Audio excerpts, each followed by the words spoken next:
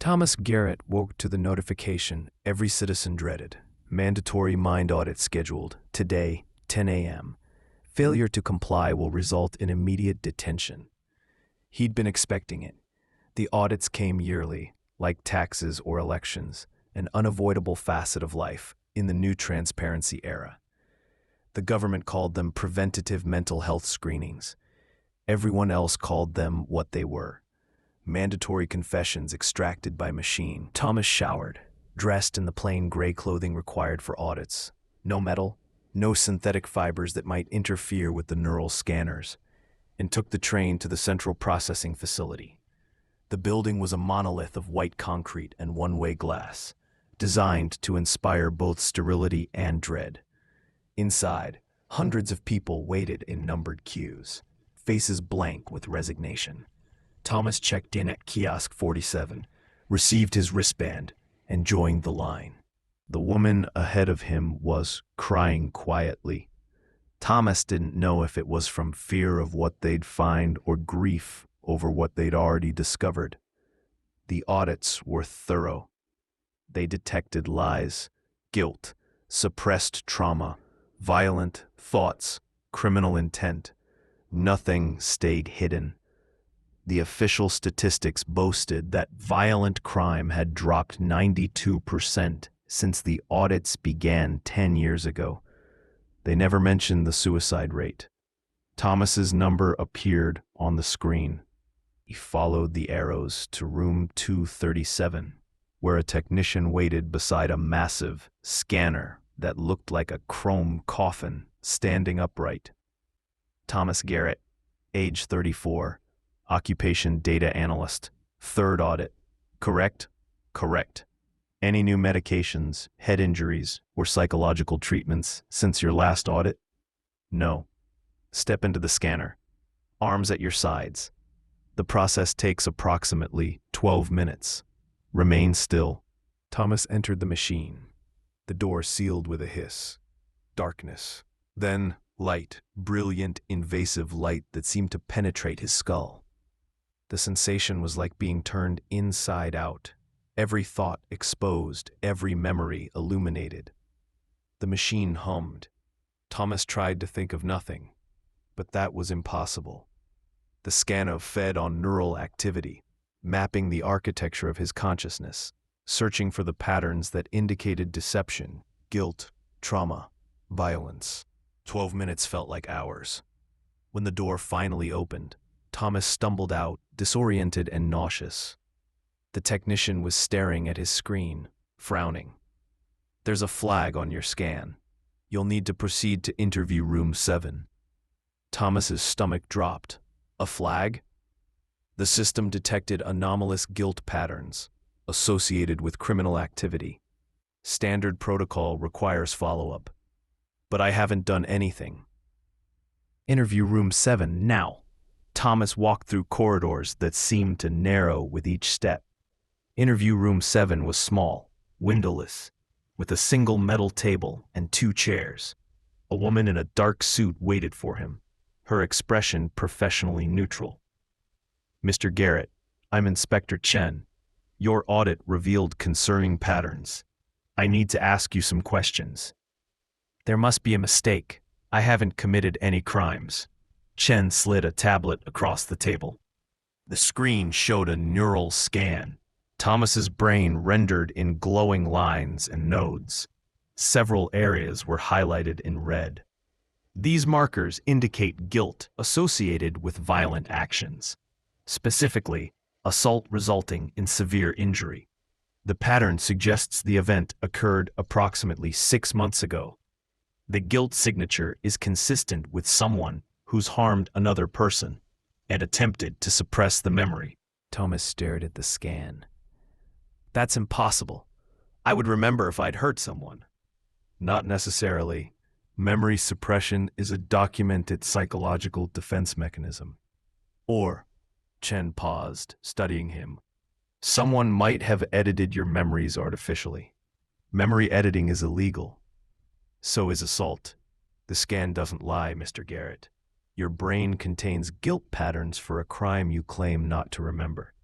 Either you're suppressing the memory naturally, or it was removed by illegal neural manipulation. Either way, we have a problem. Thomas's mind raced. 6 months ago, what had he been doing? Working mostly. He remembered his routine: office during the day, apartment at night, occasionally meeting friends for dinner. Nothing violent, nothing criminal, nothing. Wait, there was a gap. 3 days in March, where his memories felt thin, vague, like a photograph left too long in the sun. He'd attributed it to stress, to working too many hours.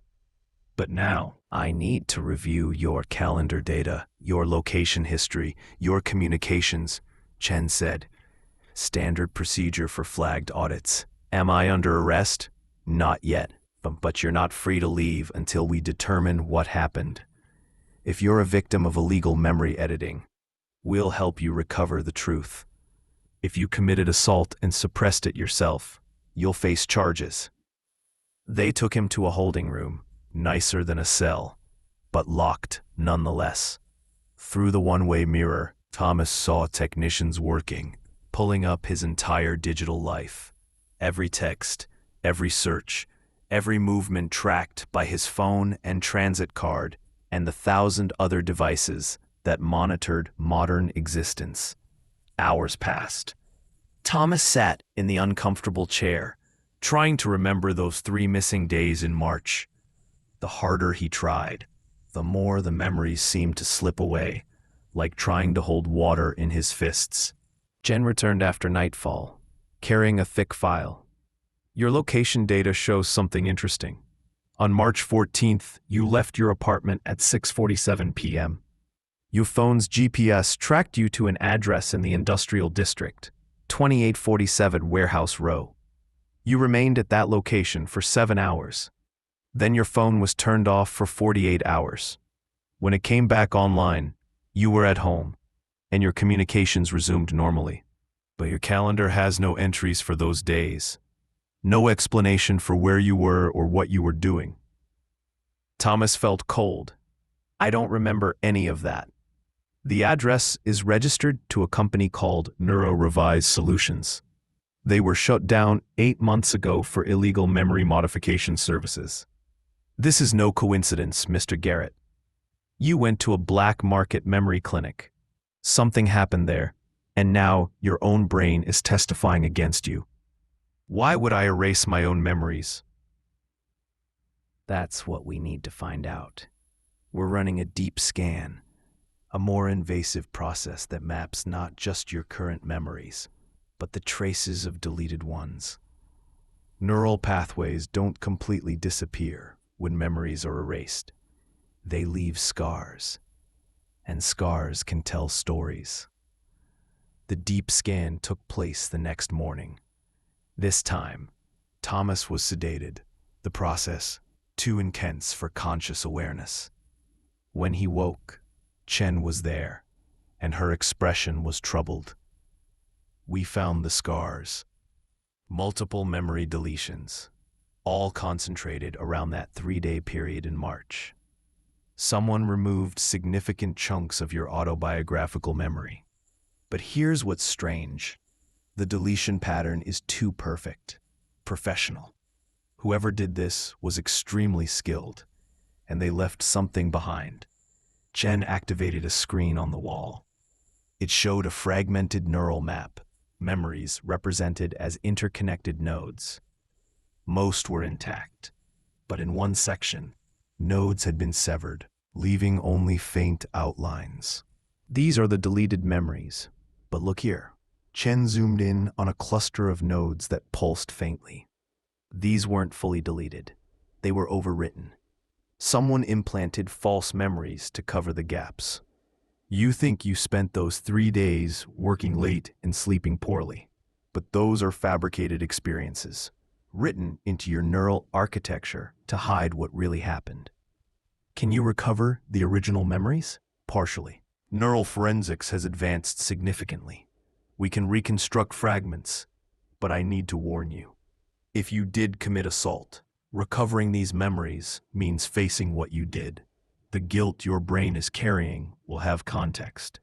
It might be worse than not knowing. Thomas thought about that. The guilt was already eating at him, formless and terrible precisely because he didn't understand its source. Knowing might be worse, or it might be the only way forward. Recover them, he said. I need to know. The recovery process took 2 days. Thomas remained in the facility's medical wing, sedated while technicians carefully stimulated the scarred neural pathways, coaxing fragments of deleted memories back into consciousness. It was imprecise work, like archaeological excavation of the mind, careful brushing away of false layers to reveal truth buried beneath. When he woke, the memories hit him in disjointed flashes. Walking into the warehouse, nervous. Meeting someone, a woman, late 40s, professional demeanor. She'd introduced herself as Dr. Maya Rostov. She'd led him to a room with a neural manipulation chair, the kind that was supposed to be locked away in government labs. You're sure you want to do this? She'd asked. I don't have a choice, Thomas heard himself say. They'll find out eventually. The audit will catch it. This is the only way. Memory editing leaves traces. The auditors are getting better at detection. And make the traces look like natural suppression. Make it look like trauma, not editing. They expect guilt. Give them guilt without context. They'll think I'm suppressing something psychologically, not mechanically. The memory dissolved, replaced by another fragment. Thomas lying in the chair. Neural sensors attached to his skull. Dr. Rostov's voice. This will feel strange. You'll forget the event, but the emotional residue will remain. Your brain will know something happened, but not what. Are you ready? Do it. Pain, white hot and all-consuming.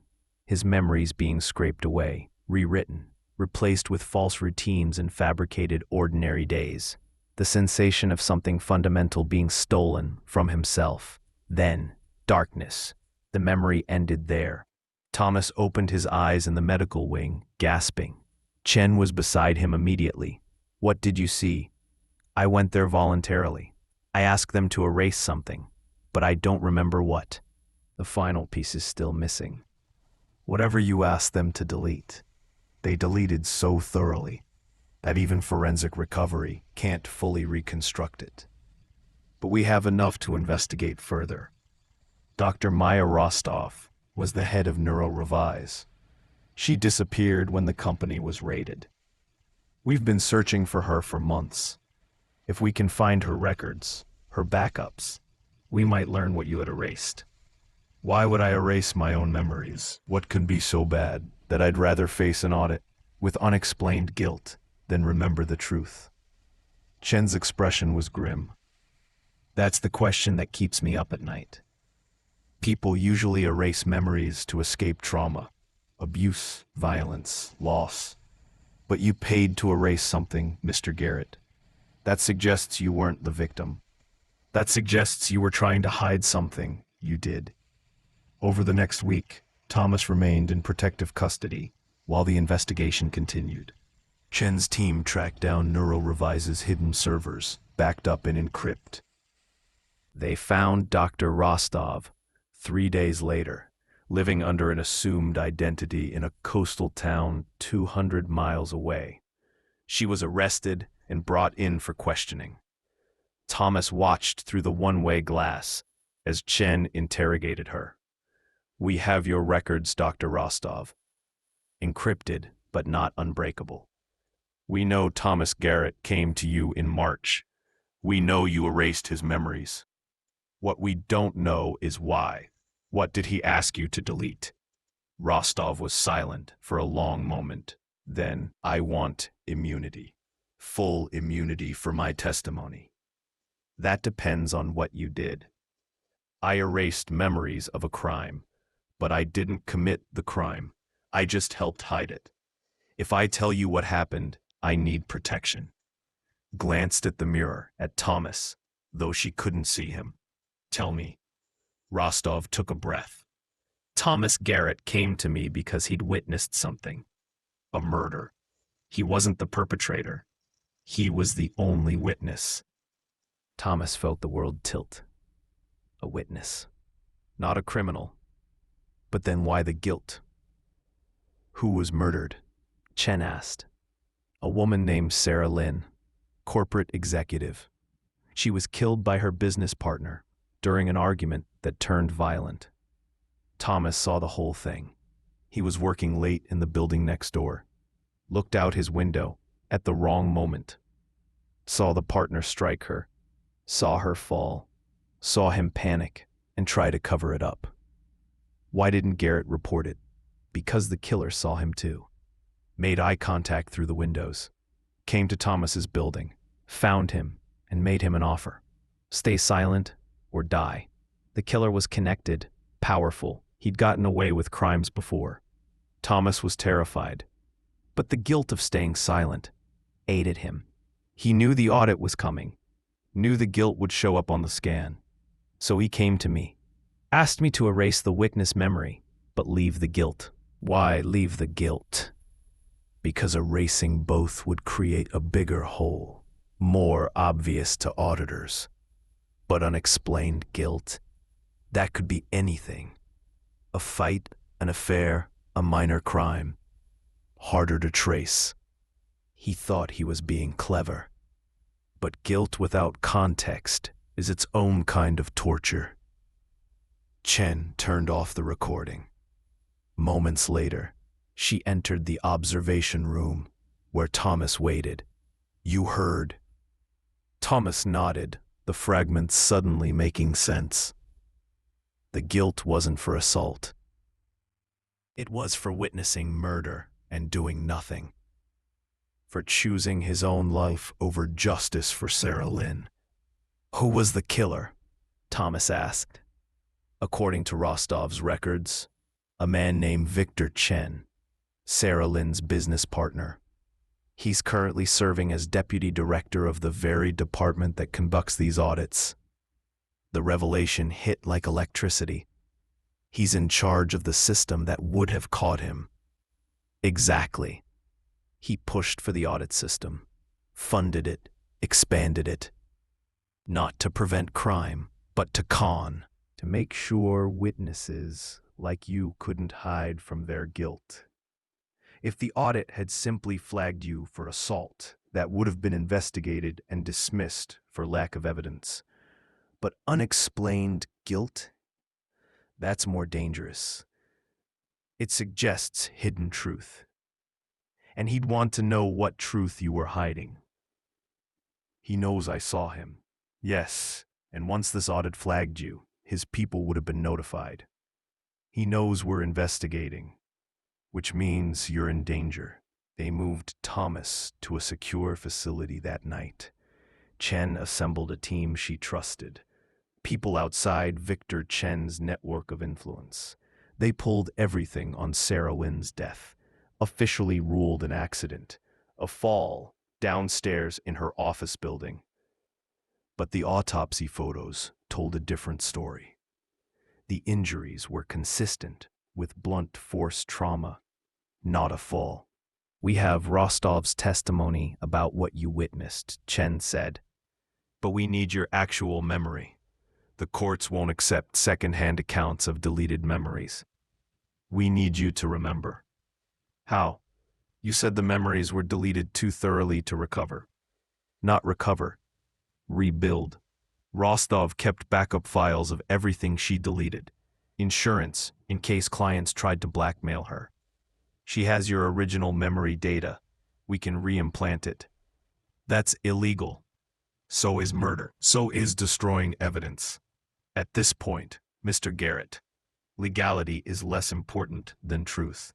Victor Chen has been using the audit system to consolidate power for years. He eliminates threats, intimidates witnesses, controls the narrative. If we can prove what he did to Sarah Lynn, we can expose the corruption at the heart of the entire program. Reimplanting memories, is it even safe? Rostov says yes, but there's a risk. Your brain has adapted to the false memories. Introducing the original data might cause psychological dissonance, confusion, even temporary psychosis. You'd be carrying two versions of March, the fake one and the real one. Your mind would have to reconcile them. Thomas thought about Sarah Lynn, dead for 6 months, her murder covered up. Thought about Victor Chen, manipulating the system meant to ensure transparency. Thought about all the other witnesses who might have been silenced, all the crimes hidden behind edited minds. Do it, he said. The procedure took place in an underground medical facility, far from official channels. Rostov performed the surgery herself, her hand steady despite the circumstances. Thomas was awake for it. Conscious memory, reimplantation, required the patient's active neural cooperation. I'm going to activate the backup data, Rostov said. You'll start remembering what really happened. It will feel like déjà vu at first. Then it will feel like remembering a dream. Then it will feel real. Hold on to that feeling. Let the memories integrate. She activated the device. Thomas felt warmth spreading through his skull. Then, the memories flooded back. March 14th. Working late at his office, a data analysis firm in a building overlooking a corporate complex. Tired, ready to go home. Looking out the window to check the weather. And seeing, in the building across the gap, 2 people in an executive office. Sarah Lynn and Victor Chen, arguing. Their voices didn't carry, but their body language was clear. Anger, escalation, violence, building. Thomas had grabbed his phone, started to record. The window was too far for audio, but the video was clear. Victor raised his hand. Sarah backed away. He struck her, hard, with something metal. A paperweight? A trophy? She fell, didn't get up. Victor stood over her, panicking. Then he looked up, looked out his window, made direct eye contact with Thomas across the gap between buildings. For 3 seconds, they stared at each other, killer and witness. Then Victor's expression changed. Calculation, decision. Thomas ran, left the building, went home, locked every door and window. But 2 hours later, someone knocked. When Thomas opened the door, foolishly, desperately hoping it was police, Victor Chen was there, flanked by 2 men, built like security contractors. "We need to talk," Victor said. His voice was calm, reasonable. "You saw something unfortunate tonight. An accident. Sarah fell. Very tragic. The authorities will confirm it was an accident. You understand. I recorded it. I have proof. You have a video from 200 feet away, shot through glass, showing what could be interpreted many ways. I have the entire city's police force, the prosecutor's office, and the audit system. Who do you think wins this argument? I'll go public, social media, news outlets, and within 12 hours, your audit history will be leaked. Every dark thought you've ever had, every embarrassing moment. Everyone gets audited. Everyone has secrets. They'll understand." Victor leaned closer. "They'll understand you're trying to destroy a respected official's career with doctored footage. They'll understand you're mentally unstable. Look, we can even arrange for your next audit to find evidence of that. Paranoid delusions, persecution complex. By the time we're done, you'll be the one facing charges." Thomas felt his resistance crumbling. "What do you want?" "Your silence, permanently. Delete the video. Forget what you saw. And in exchange, you continue your quiet life, unbothered by unfortunate accidents or sudden audits that find you guilty of crimes you've never heard of. It's a fair trade. And if I refuse?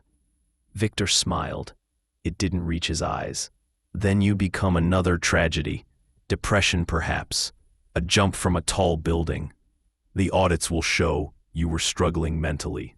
No one will question it. Thomas had deleted the video, watched Victor confirm it was gone from H1, his computer, his cloud storage. But the guilt remained, growing, spreading, consuming him. He knew the audit was coming, knew the guilt would show, and he knew Victor would be watching the audit results, looking for witnesses, for threats. So Thomas had gone to neuro-revise, had his memories deleted, the witness removed, but the guilt preserved, just enough to seem like something unrelated, nothing that would point back to murder. The memories integrated fully.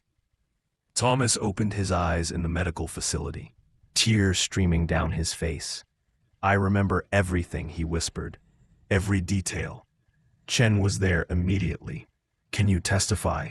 Yes, but the video is gone. It's my word against his. That won't be enough. It might be. Sarah Lynn's family never believed the accident story. They've been pushing for reinvestigation. Your testimony, combined with Rostov's evidence of memory manipulation, might be enough to reopen the case. And once it's reopened, other evidence might, sir. Victor will kill me before I can testify. He threatened me once. He'll do it. Not if we move fast. We're filing charges tonight. Public charges. Once you're a public witness, killing you becomes too obvious. He survived this long by being careful, calculated. A dead witness the night before testimony would end his career even without proof of murder. They worked through the night, preparing the case. By dawn, the charges were filed: murder, obstruction of justice, abuse of power, illegal use of the audit system. Victor Chen was arrested at his home, cameras documenting every moment. The trial became the most publicized in a decade. Thomas testified about what he'd seen, about the threats, about the choice he'd made to erase his memories rather than risk death. Rostov testified about the illegal memory editing, providing technical details that supported Thomas's account. The prosecution's case was strong, but Victor's defense was stronger. His lawyers attacked Thomas's credibility. How could you trust a witness who'd admitted to having his memories deleted and reimplanted? How could you trust secondhand memories that came from backup files? Memory was already unreliable. Edited memory was worthless as evidence. They attacked Rostov, a criminal herself, desperate for immunity, willing to say anything to save herself. They presented Victor as a dedicated public servant, falsely accused by mentally unstable individuals with grudges against the system. The trial lasted 3 months. Thomas watched from the witness stand, from the gallery, as lawyers dissected his mind, his choices, his credibility. The guilt he'd carried for 6 months was now public, examined, debated by millions watching on screens across the country. The jury deliberated for 8 days.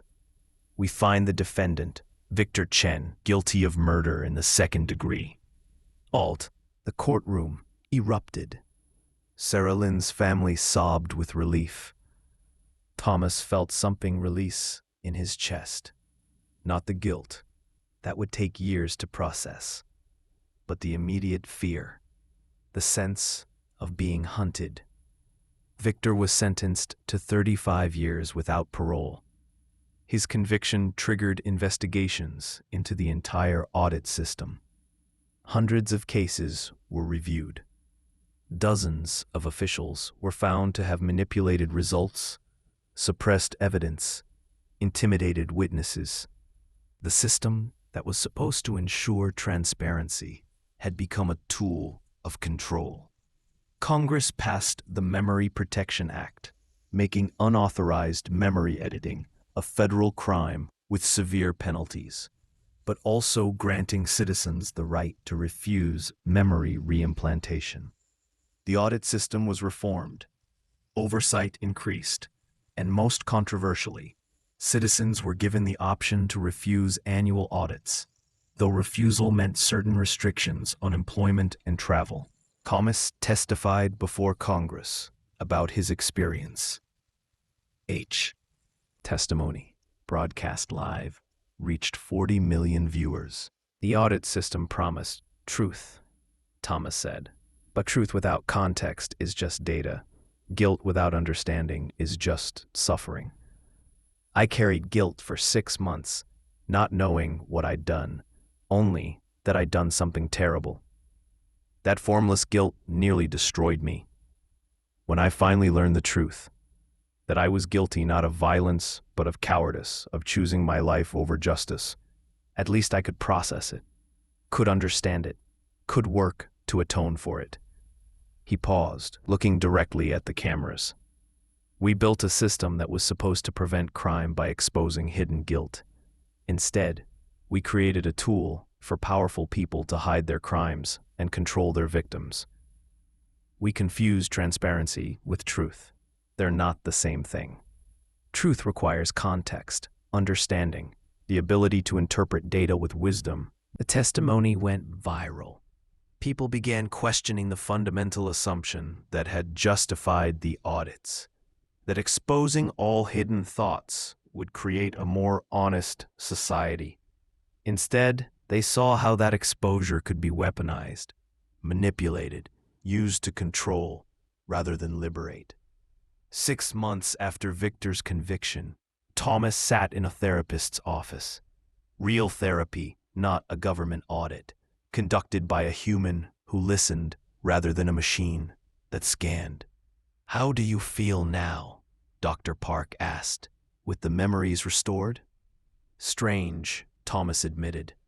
"I have 2 sets of memories for those 3 days in March. The false ones where I worked late and slept poorly, and the real ones where I witnessed murder and was threatened into silence. My brain knows which are true, but sometimes the false memories feel more real. They've been part of me longer. That dissonance is normal. Your brain adapted to the edited version. Reintegrating the original creates conflict. I still feel guilty, maybe more now than before, because now I know exactly what I did wrong. I let a murderer walk free for 6 months. Sarah Lynn's family suffered all that time, wondering what really happened, while I hid behind deleted memories. You were threatened with death. You made a survival choice. A cowardly choice. A human choice. You're being too hard on yourself, Thomas. Yes, you could have been braver, but most people, faced with the same situation, would have made the same choice. The guilt is appropriate. It means your moral compass works. But you can't let it consume you. You eventually found the courage to testify. That matters. Thomas wasn't sure he believed that, but he appreciated hearing it. The guilt was a companion now, quieter than it had been when it was formless, but still present. He'd learned to carry it, integrate it, use it as motivation to be braver in smaller ways, in daily life. A year after the trial, Thomas received a letter. It was from Sarah Lynn's daughter, Elena, now in college. "Dear Mr. Garrett, my mother died when I was 17. For 6 months, I was told it was an accident. I wanted to believe that. Accidents are easier than murder. They're random, meaningless, not anyone's fault. When I learned the truth, I was angry at you. You saw what happened and said nothing. You let us grieve for a lie. I hated you for that.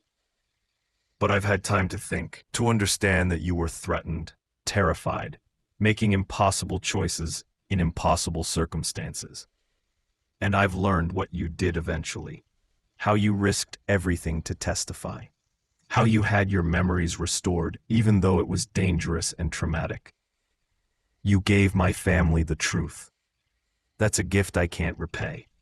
The man who killed my mother is in prison. That's closure.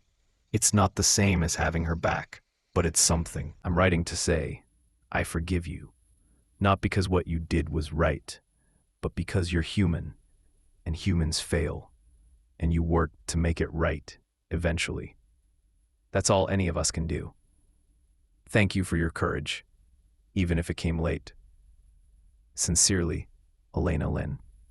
Thomas read the letter 17 times.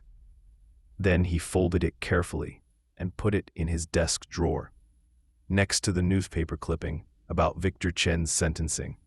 Forgiveness from Sarah's daughter didn't erase the guilt, but it transformed it into something more bearable, not a wound anymore, but a scar. 2 years after the trial, the audit system was officially dissolved. Congress voted to end mandatory mind scans, citing privacy concerns and evidence of widespread abuse. Some people celebrated. Others worried that crime would rise without the preventative surveillance. Thomas was interviewed about the decision. Do you think we're safer without the audits? He thought carefully before answering. I think safety and freedom are always in tension. The audits made us physically safer. Violent crime really did drop, but they made us psychologically less free. We were all living with the knowledge that our deepest thoughts weren't private, that guilt could be detected and punished even for crimes never committed. That creates a different kind of violence against the self. So you support ending the program? I support choice. If people want to undergo audits voluntarily, as therapy or self-examination, that should be available. But mandatory scanning? That's not protection. That's control. And history shows us that control systems, no matter how benevolent their stated purpose, eventually get captured by people who use them for power. Like Victor Chen. Exactly like Victor Chen. The audit system didn't prevent his crime. It helped him hide it, suppress witnesses, maintain control. The very tool meant to ensure transparency. Beck. A tool of opacity.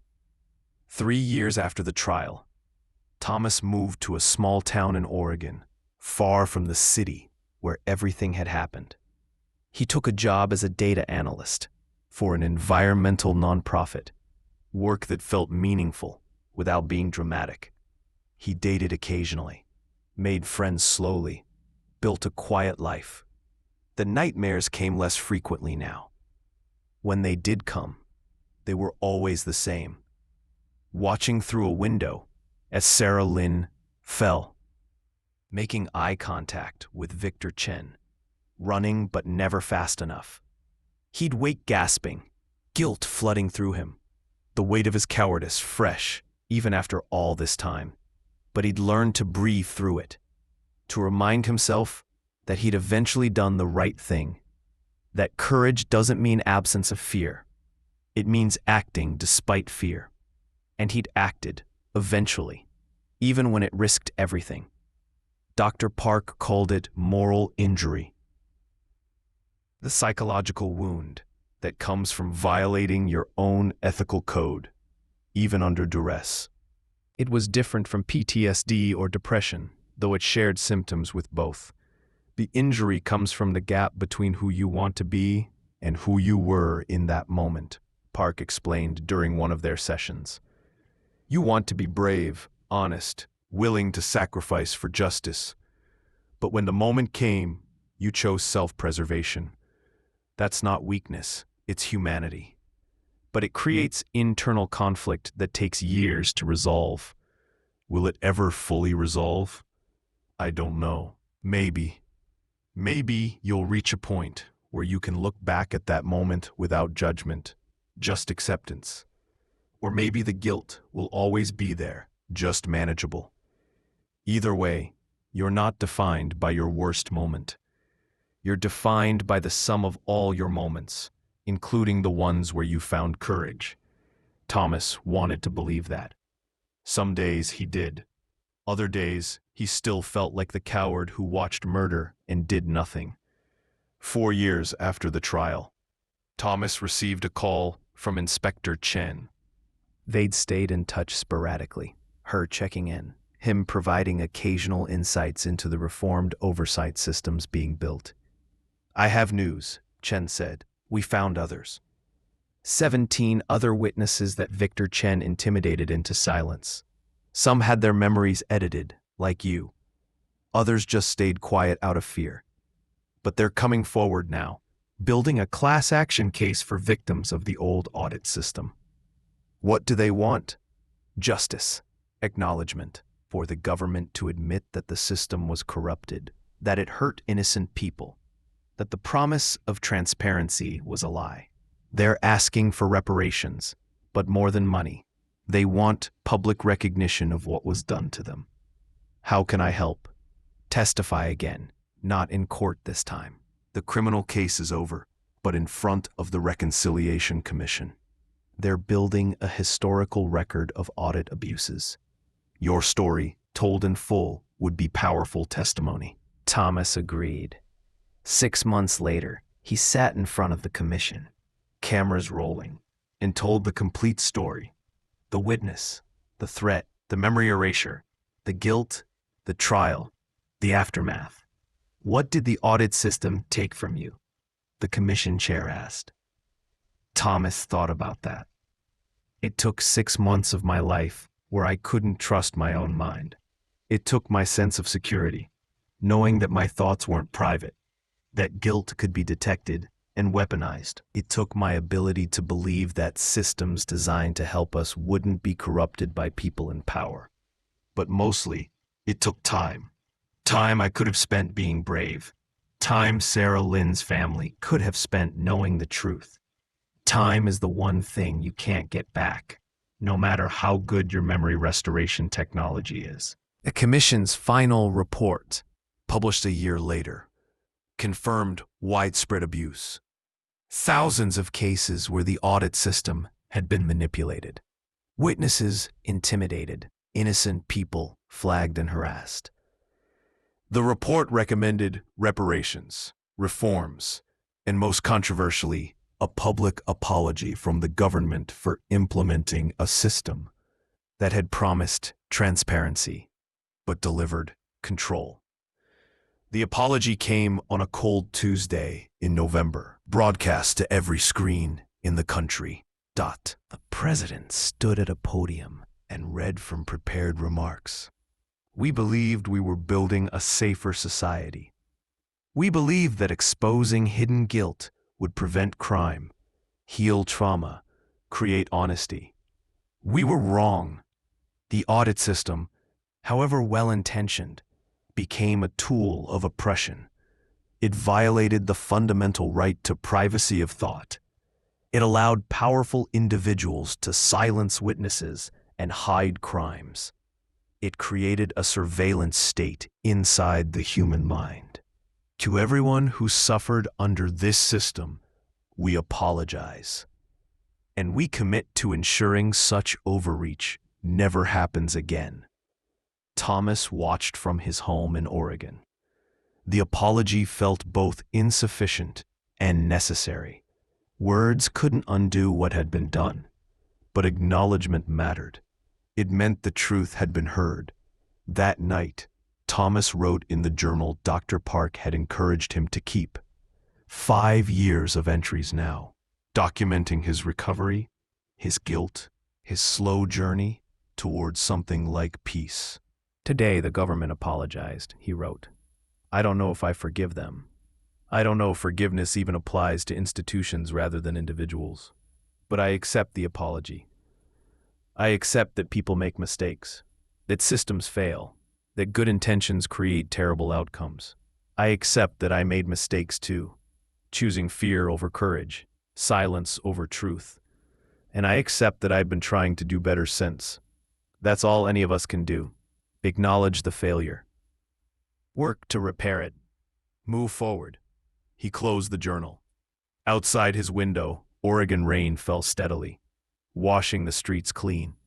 Inside, Thomas felt something shift. Not forgiveness, not quite peace, but a kind of truce with his own history. 5 years after the trial, Thomas received an unexpected visitor. A young woman, maybe 25, stood at his door holding a folder. "Mr. Garrett, I'm Dr. Lisa Park, Dr. Maya Rostov's former research assistant." Thomas invited her in, curious and cautious. "Dr. Rostov died 6 months ago," Lisa said. "Cancer. Before she died, she asked me to deliver something to you. She said you deserved to know the complete truth." Lisa opened the folder and pulled out documents, research papers, neural scans, technical specifications. "When Dr. Rostov erased your memories, she made a choice. The technology exists to completely remove guilt along with memory. She could have made you forget the murder and feel nothing about it, but she didn't. She told me leaving the guilt was necessary, to make the erasure less obvious to auditors. That was partly true, but it wasn't the whole truth." Lisa pulled out a handwritten note. "She wrote this before she died. She wanted you to understand why she really left the guilt intact."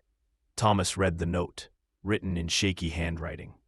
"Thomas, I've done many things I'm not proud of. I erased memories for criminals, helped guilty people escape justice, destroyed evidence of terrible crimes. When you came to me, I saw an opportunity to do something different. You weren't guilty of violence. You were guilty of cowardice. Human, understandable cowardice in the face of death threats, but cowardice nonetheless. I could have erased your guilt along with the memory, made you forget everything, feel nothing. But I made a choice. I left the guilt intact because I believed you needed it. Not as punishment, but as a compass. So that when the audit came, when the guilt was detected, you'd be forced to confront what you'd done. Forced to make a better choice the second time. I gambled that the guilt would eventually lead you back to the truth. That you wouldn't be able to live with formless shame forever. That you'd seek answers, undergo recovery, testify. I was right. You found your courage eventually, and Sarah Lynn's killer faced justice because of it. I'm sorry for the pain I caused you, but I'm not sorry for leaving you that compass. ... Maya Rostov. Thomas set the note down with shaking hands. All this time he'd thought the guilt was an accidental remnant, a technical necessity. But it had been intentional, a gift disguised as suffering. "She manipulated me," Thomas said quietly. "Yes," Lisa agreed, "but perhaps in the only way that would have worked. If she'd told you her plan, warned you about the guilt, given you the choice, would you have agreed? Would you have willingly carried 6 months of formless shame, not knowing if you'd ever find resolution?" Thomas thought about that. "No, I would have chosen complete erasure, chosen to forget everything and feel nothing." "Exactly.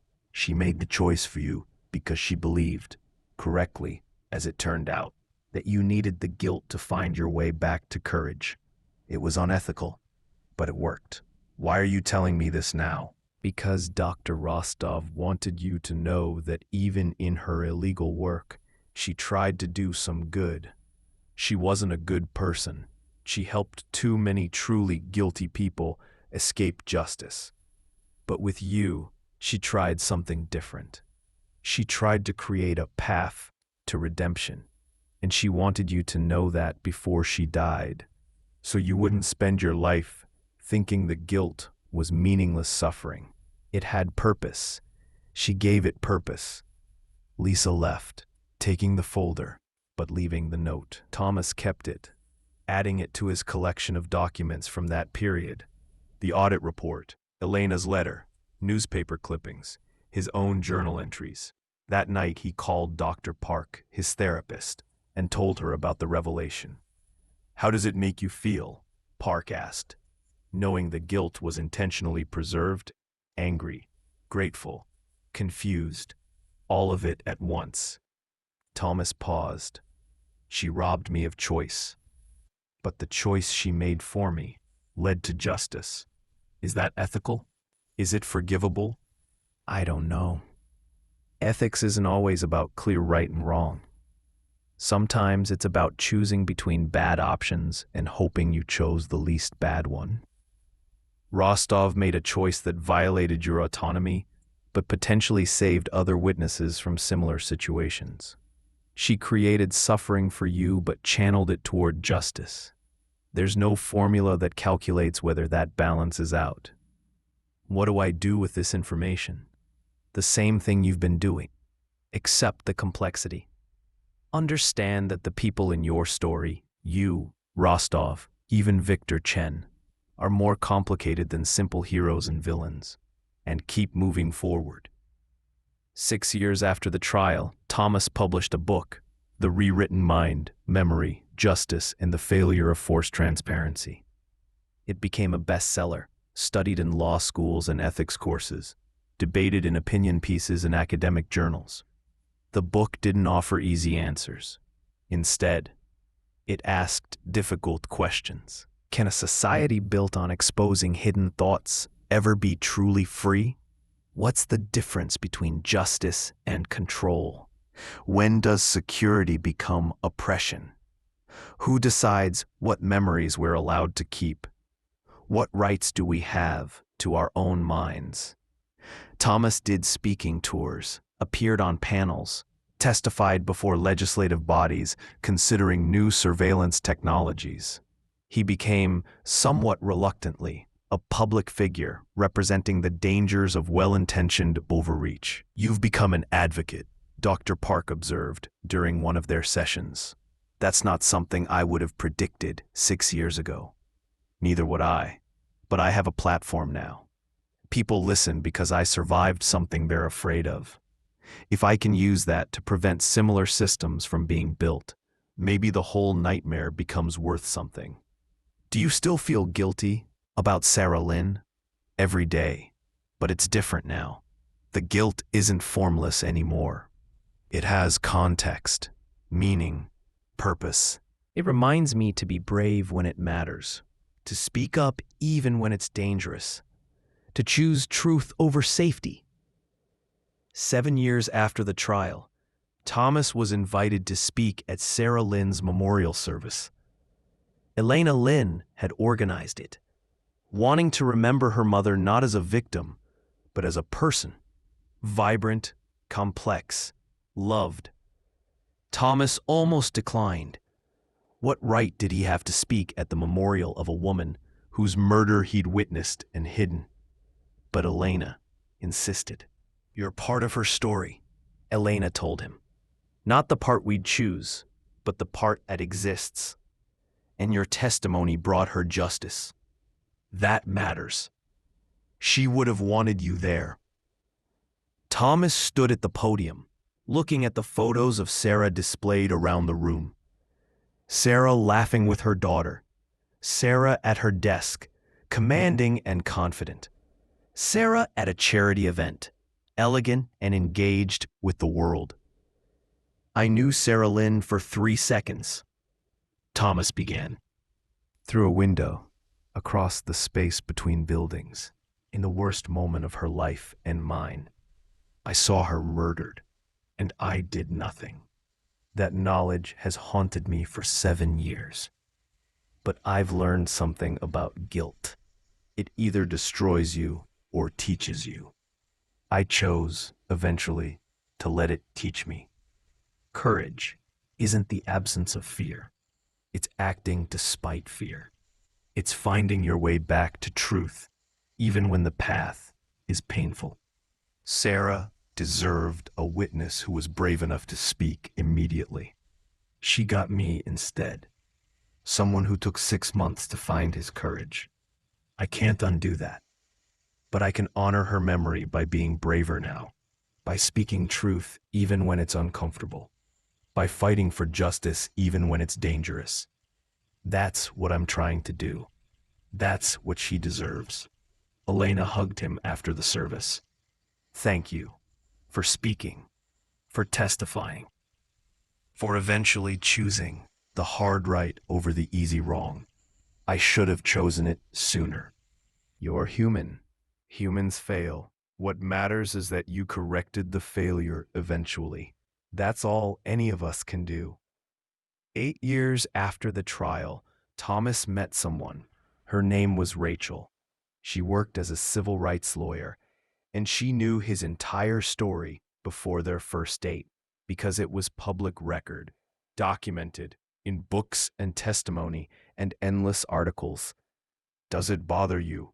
Thomas asked on their third date. Dating someone whose worst moments are public knowledge? Rachel considered. Everyone has worst moments. Most people get to hide theirs. You don't. But I've also read about what you did after. The testimony, the advocacy, the work to dismantle the system that hurt you. I'm more interested in that than in the moment you failed. They moved slowly, carefully. Thomas was still processing trauma, still working with Dr. Park, still carrying guilt that would never fully disappear. But Rachel understood. She'd seen plenty of clients struggle with moral injury, with the gap between who they wanted to be and who they'd been in crisis moments.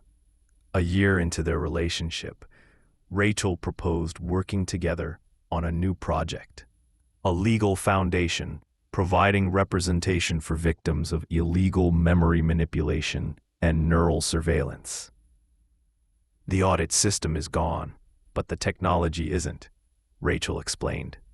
Private companies are developing similar tools, employers who want to scan employees for loyalty, law enforcement pushing for expanded neural surveillance.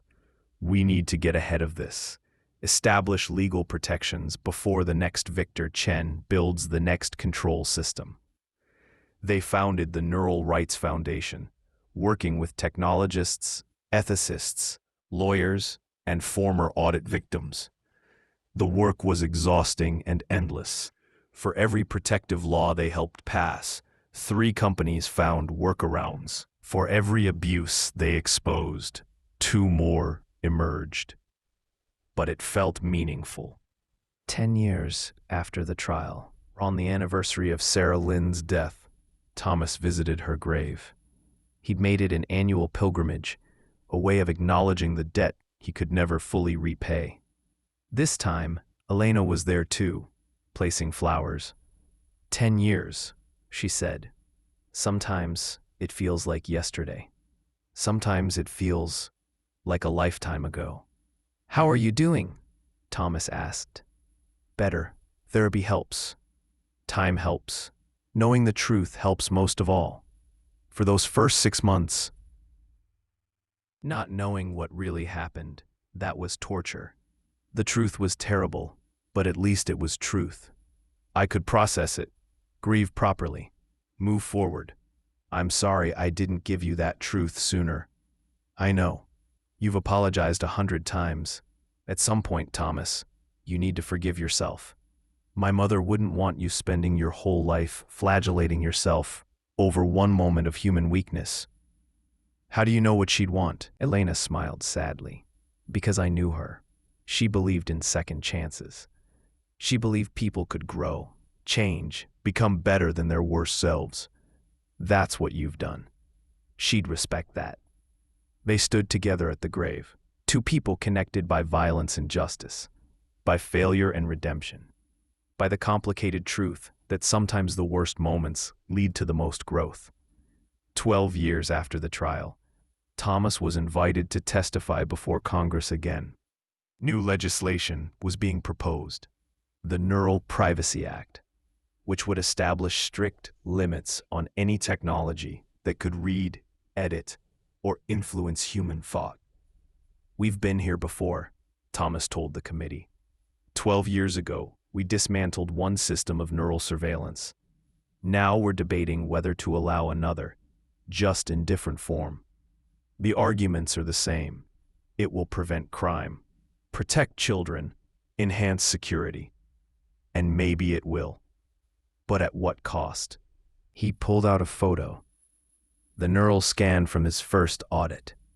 The one that had started everything. This scan showed guilt. The auditors assumed I was guilty of assault. They were wrong. But their assumption nearly destroyed my life. Now imagine giving that power to employers, insurance companies, law enforcement, immigration authorities. Imagine every anxious thought, every moment of fear, every guilty feeling about something you didn't even do. All of it scanned, recorded, judged by algorithms that don't understand context. That's not security. That's totalitarianism, hiding behind good intentions. The legislation passed with strong protections, not perfect, but meaningful. Thomas had learned that perfect was the enemy of good, that incremental progress was still progress.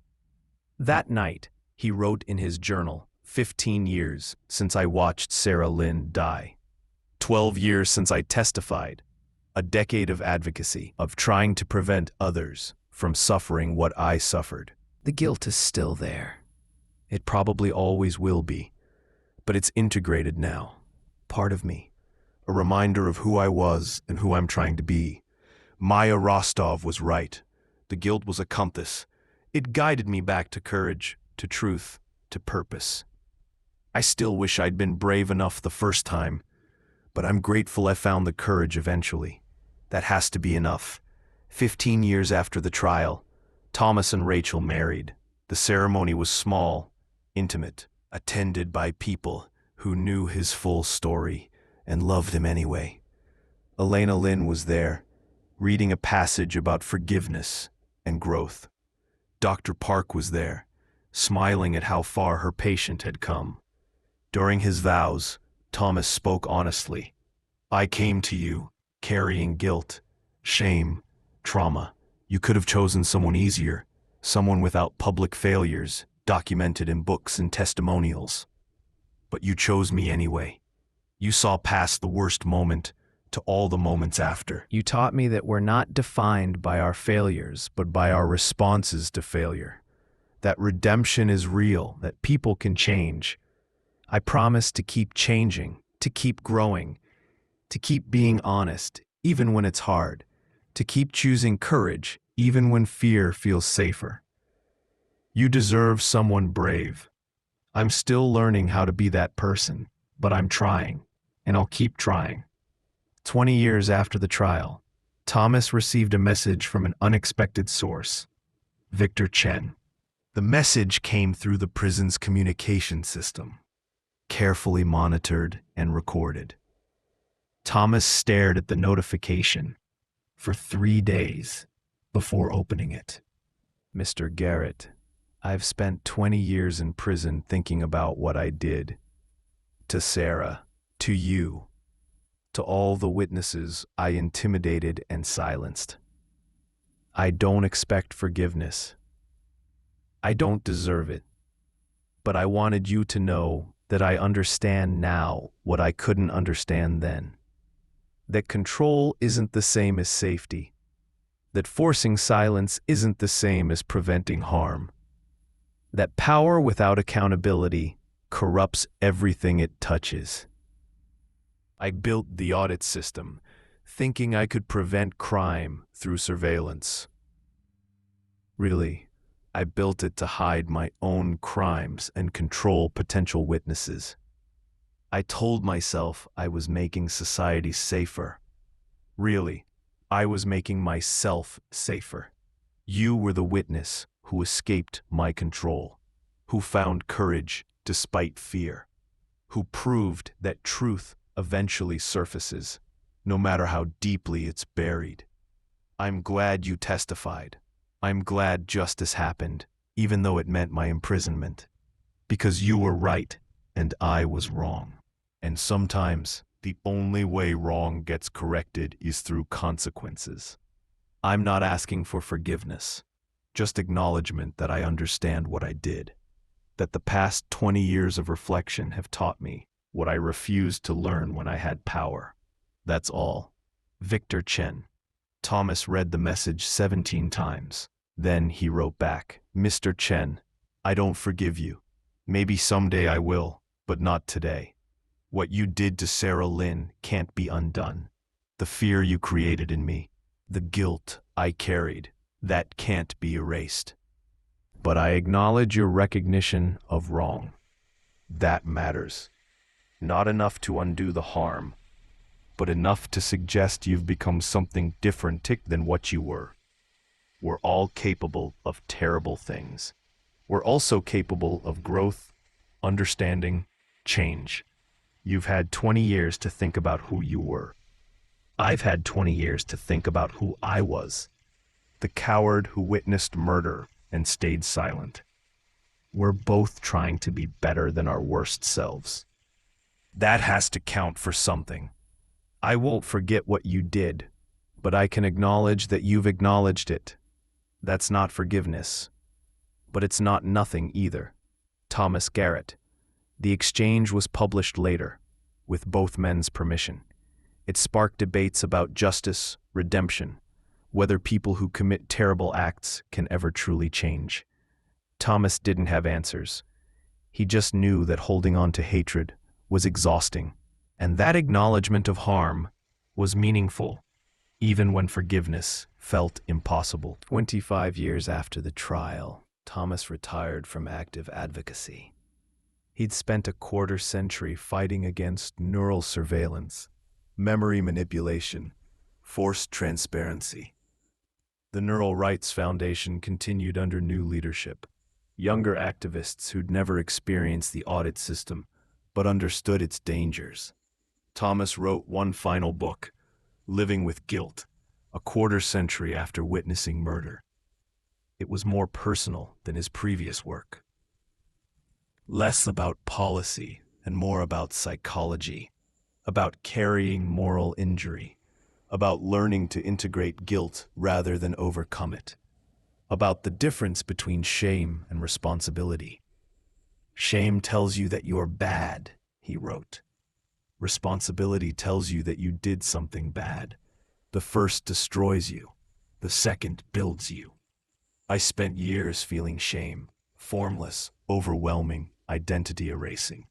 When I finally understood my responsibility, that I'd witnessed murder and stayed, channel it, use it as motivation to be braver. Shame is a prison, responsibility is a compass. The book became required reading in psychology programs studying moral injury. 30 years after the trial, Thomas was 74 years old. His memory was starting to fail naturally. Not the artificial manipulation of his past, just the ordinary deterioration of aging. He found it ironically fitting. He'd spent decades thinking about memory, fighting for the right to keep his own intact. And now biology was doing what technology once did, editing his mind without permission. But this time, it didn't feel like theft. It felt like completion. The painful memories were fading, leaving gentler impressions.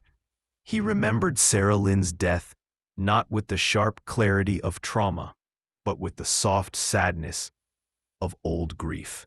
He remembered his cowardice, not with shame, but with compassionate understanding for who he'd been. Rachel asked him one evening, as they sat watching sunset, "Do you ever regret how your life unfolded? If you could go back, change that moment, would you?" Thomas thought carefully. "If I could go back, I'd be brave enough to report the murder immediately. I'd give Sarah's family immediate justice. I wouldn't put myself through 6 months of formless guilt, the terror of the audit, the trauma of memory recovery. That's what I'd want. But if I had done that, been brave in the moment, I wouldn't have learned what I learned, wouldn't have become who I became, wouldn't have spent 30 years fighting to protect others from similar systems, wouldn't have met you. The life I got, built on failure and redemption, has been meaningful in ways an easier life might not have been. So you don't regret it? I regret the harm. I regret Sarah's death, her family's pain, the fear I felt. But I don't regret the person I became through processing all of that. Does that make sense? Perfect sense. You're saying the failure taught you things success never could have. Exactly. I wish the lesson hadn't come at such high cost. But I can't deny what I learned from it. 35 years after the trial, Thomas died peacefully in his sleep. His obituary, written by Elena Lynn, summarized his life with compassion and honesty. Dr. Thomas Garrett, advocate for neural privacy and witness to murder, died yesterday at 79. He will be remembered, not for his moment of cowardice, but for his decades of courage that followed. He taught us that failure isn't final, that guilt can be transformative, and that the right to our own minds is fundamental to freedom. He lived with integrity, died with dignity, and left the world more just than he found it. The funeral was attended by hundreds, former audit victims, neural rights advocates, law students who'd studied his case, people whose lives he'd touched through his writing and testimony. Elena spoke, as did Rachel, as did former Inspector Chen, now retired. Thomas used to say that guilt was his compass, Chen told the gathering, that it pointed him back to truth when he'd lost his way. He carried that guilt for 35 years, not as punishment, but as reminder. Reminder to be brave, to speak up, to choose what's right over what's safe. That's his legacy. Not the failure, but what he built from it.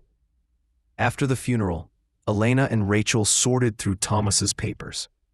They found journals spanning 35 years, documenting every stage of his journey, from coward to witness to advocate.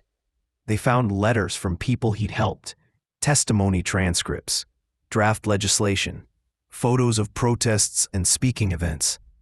And they found one final document, dated a week before his death, instructions for what to do with his story. "When I die," Thomas had written, "I want my neural data donated to research. Not the edited version, the complete record, including the deleted memories, the guilt patterns, the trauma scars. I want scientists to study what illegal memory manipulation does to the brain. I want my suffering to prevent others from experiencing the same." I spent 35 years advocating for neural privacy. But privacy ends at death. After I'm gone, use my mind to teach others what forced transparency really means, what memory editing really does, what formless guilt really feels like. Let my brain be the evidence that proves why these technologies are dangerous. That's my final testimony. Rachel honored his wishes. Thomas's neural data was archived and made available to researchers studying memory, trauma, and the long-term effects of neural manipulation. His case became the gold standard for understanding how artificial memory editing differed from natural memory formation. 5 years after his death, the research based on Thomas's neural data led to breakthrough treatments for moral injury, PTSD, and trauma-based guilt. Scientists learned to distinguish between healthy guilt that motivates positive change and pathological guilt that destroys the self. They developed therapies that helped veterans, abuse survivors,